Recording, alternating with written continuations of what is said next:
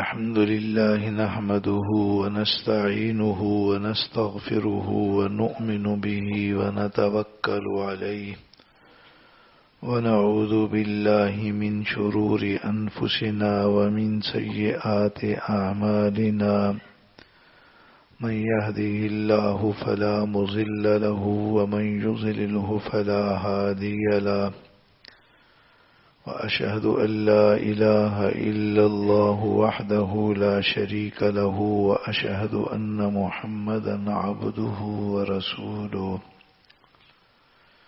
صلى الله تعالى عليه وعلى آله وأصحابه أجمعين أما بعد فأعوذ بالله من الشيطان الرجيم بسم الله الرحمن الرحيم فمن كان يرجو لقاء ربه فليعمل عملا صالحا ولا يشرك بعبادة ربه أحدا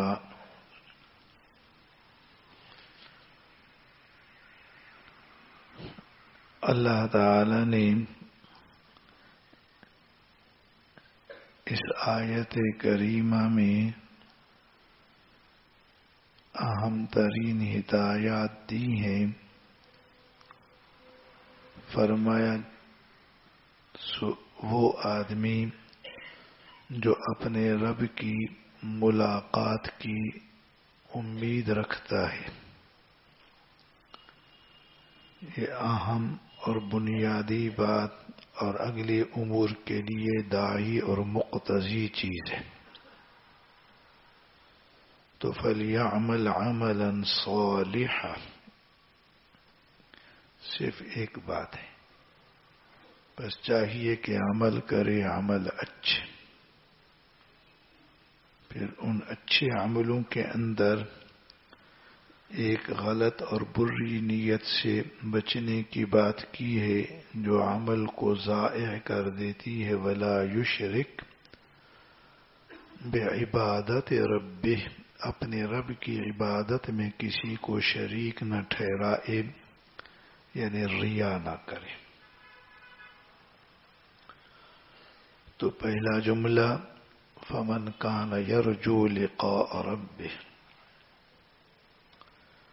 رب کی ملاقات کی امید، مرنے کے بعد اللہ تعالی کی ملاقات ہو.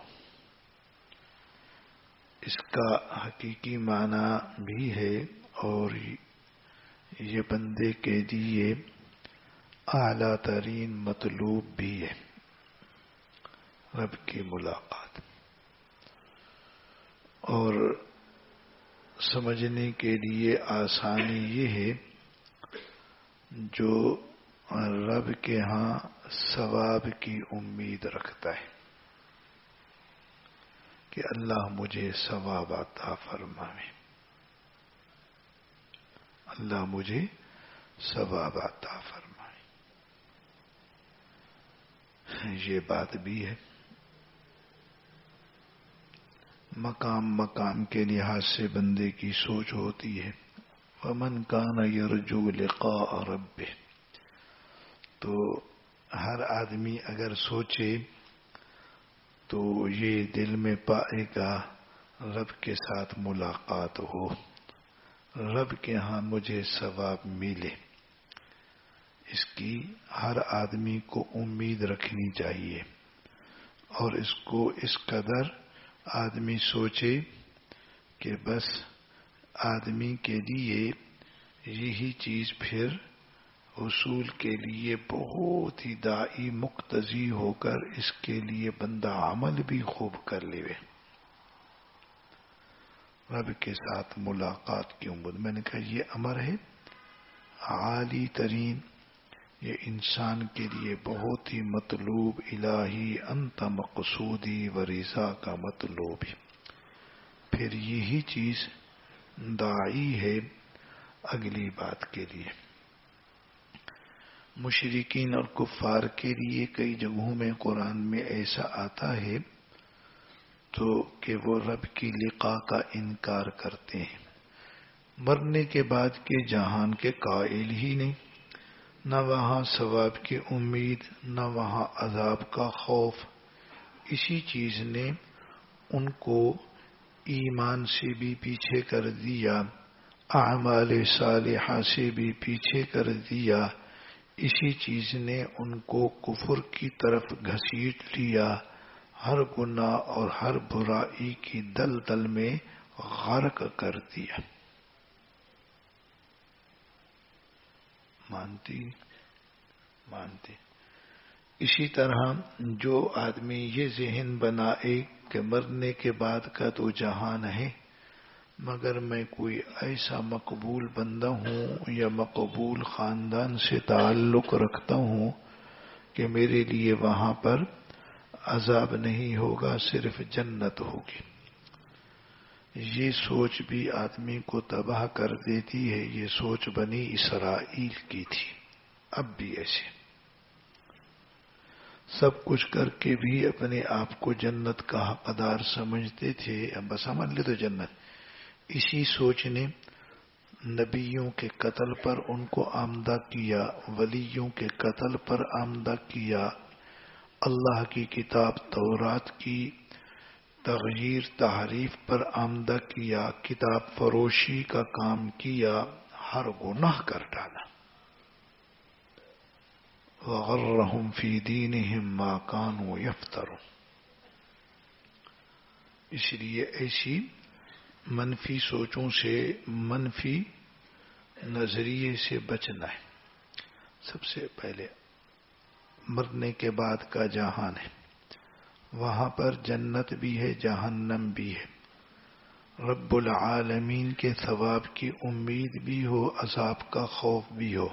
یرجو کا یہاں ایک معنی خوف کا بھی لفظ رجا ازداد میں سے ہے، دونوں معنی ہیں، جو دونوں معنی ایک دوسرے کی ضد ہے۔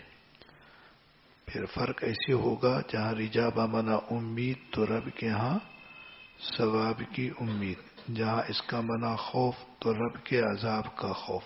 یہ دونوں چیزیں، یہ دو چیزیں، یہ وہ چیزیں ہیں جو آدمی کے لیے اعمال میں داعی ہیں، مقتضی ہیں۔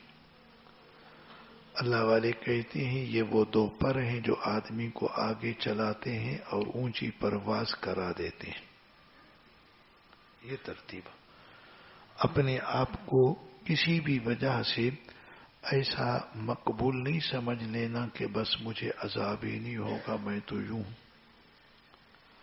بسا اوقات بزرگوں کی اولاد، نیک لوگوں کی اولاد ہو، جب بے عملی بد عملی میں مبتلا ہوں تو سوچ یہ ہوتی ہے ہم تو بزرگوں کے خاندان سے تعلق رکھتے ہیں۔ نبی کریم صلی اللہ علیہ وسلم نے اپنے قریبی عزیزوں کو ندا فرمائی، اپنی بیٹی کو بھی ندا فرمائی تھی کہ اپنے آپ کو، اپنے نفس کو، اپنی ذات کو آگ سے بچاؤ۔ تشریح لمبی ہے کہ میری رشتہ داری کا اعتماد نہ کر کے بیٹھو، یعنی اس کے بس ہم تو آپ کی اولاد، آپ کے رشتہ دار ہیں تو بس ہمیں عملوں کی کیا ضرورت، صرف جملہ بولا ہے، پوری حدیث نہیں سنائی ہے۔ سبحان اللہ، کیسا سبق دیا ان کو، یہ بات کہہ کر قیامت تک امت کو سمجھا دیا گیا۔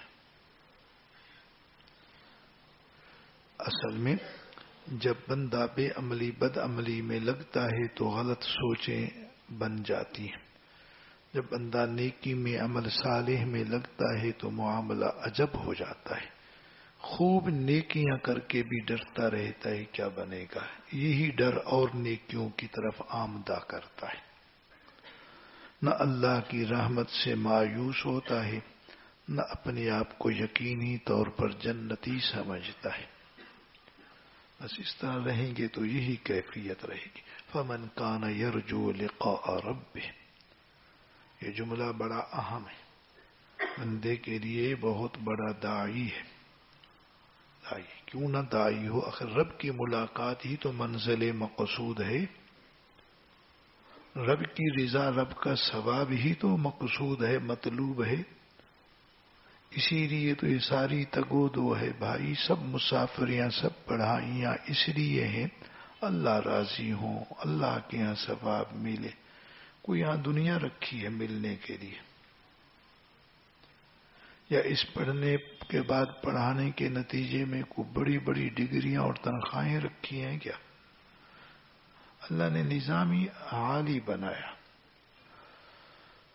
او اللہ فمن کان یرجو لقاء ربہ، بس یہی کیف، یہی ذہن بنائیں، رب کے ساتھ ملاقات، رب کے ہاں ثواب ملے، رب کی رضا ملے، یہ چیز ہو، رب کے عذاب سے بچے. اب جب یہ بات ہوگی تو فَلْيَعْمَلْ عَمَلًا صَالِحًا، چاہیے کہ عمل کرے، عمل اچھے کرنے ہوں گے. اگر عمل اچھے نہیں کرتا تو یہ رجا والی بات بس ایسے ظاہری اور سطحی ہے، دل کی حقیقی گہرائی کیفیت نہیں ہے، بس ایسے سطحی بات ہے کہ رب کے یہاں ثواب ملے. عمل کرنا، عمل اچھے ہوں جو سنت کے مطابق، شریعت کے مطابق ہوں، یہ اچھے عمل ہیں. اگر شریعت کے مطابق نہیں، عمل اچھے نہیں ہیں. پھر آگے اصل چیز، یہ آخری جملہ بیان کرنا مقصود ہے. وَلَا يُشْرِكْ بِعِبَادَةِ رَبِّهِ أَحَدًا، اپنے رب کی عبادت میں کسی ایک کو بھی شریک نہ ٹھہرائے. اس کو ریا کہتے ہیں. ریا کو یہاں اللہ نے شرک سے تعبیر کیا ہے، حدیث میں بھی اس کو شرک سے تعبیر کیا، مگر یہ شرک خفی کہلاتا ہے. ایک ہے شرک جلی. شرک جلی یہ ہے کہ بندہ عبادت ہی سرے سے اور کی کرتا ہے، اور کو سجدے، اور کے لیے طواف، اور کے لیے نظر و نیاز. وہ تو حقیقی شرک ہے، اس کی تو معافی ہی نہیں ہے. یہ شرک خفی ہے کہ رب کی عبادت کرتا ہے. وَلَا يُشْرِكْ بِعِبَادَةِ رَبِّهِ أَحَدًا، عبادت رب کی.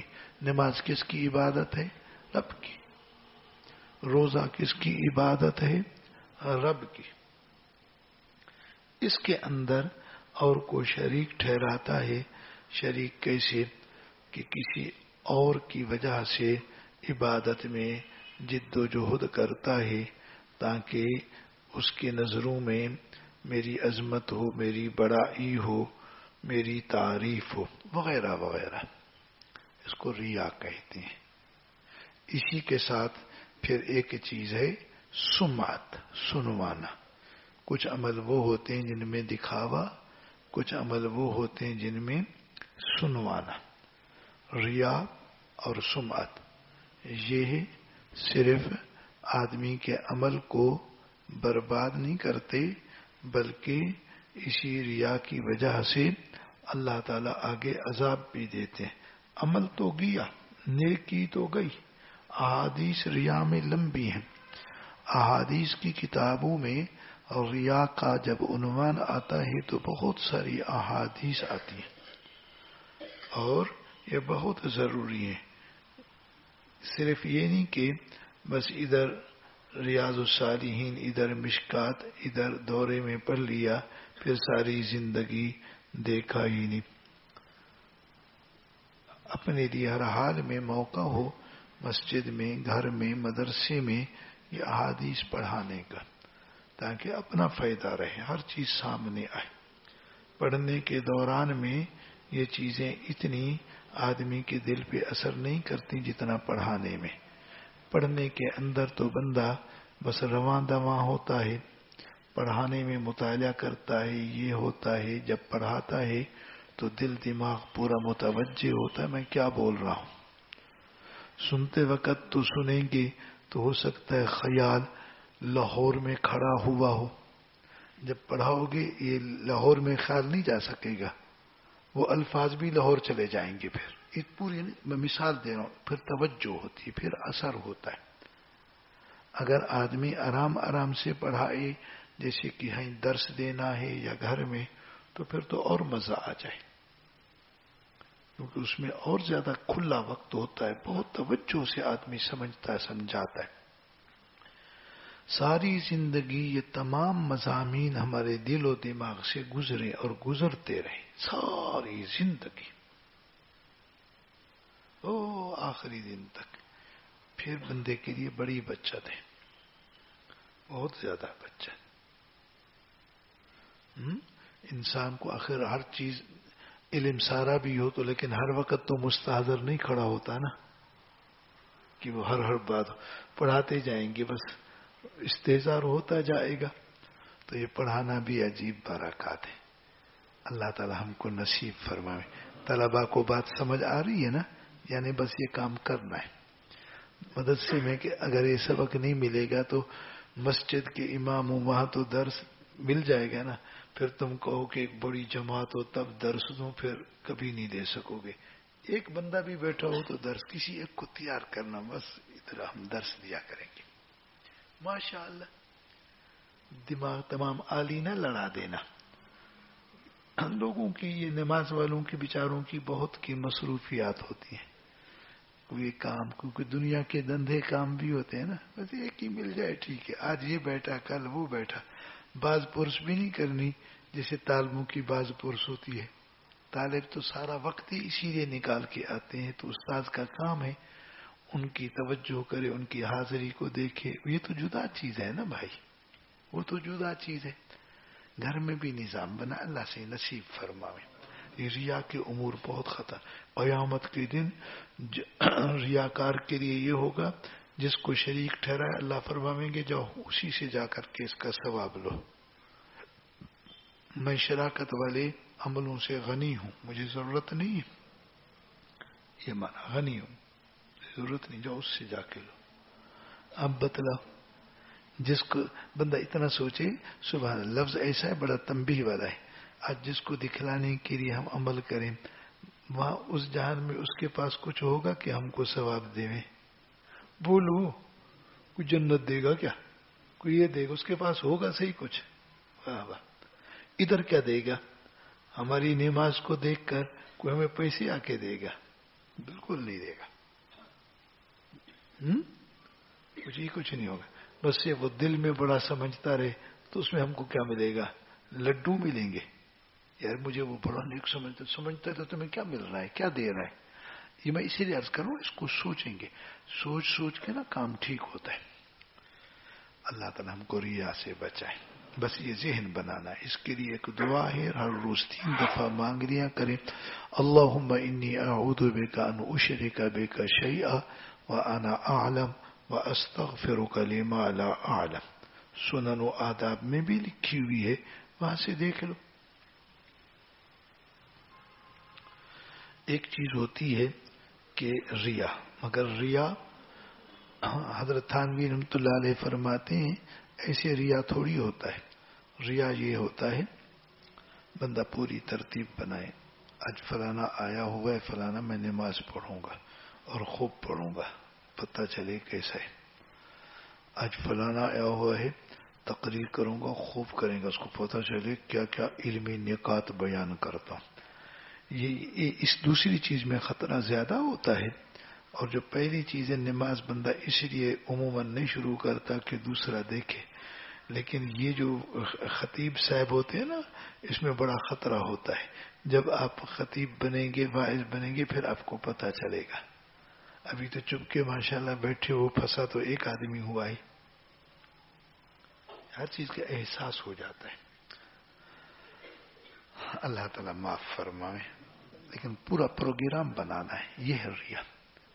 ہاں آدمی نماز پڑھ رہا ہے، سبق پڑھا رہا ہے، تقریر کر رہا ہے، اس دوران میں پھر خیالات شروع ہو سکتے ہیں. فلانا کیا کہے گا، میں نے کیسی زبردست بات کی، کیسی زبردست نماز، یہ خیالات آئیں گے. مگر یہ شیطانی خیالات ہیں. اگر ان خیالات کو اپنی طبیعت اور اپنا عزم بنا لیا پھر نقصان ہے. اگر خیال ہیں آتے رہے بس جاتے رہیں گے، آخر انسان ہے پھنسا ہوا ہے، خیال تو آئیں گے جائیں گے. عزم عزیمت سمجھتی ہو؟ جو خیال ہے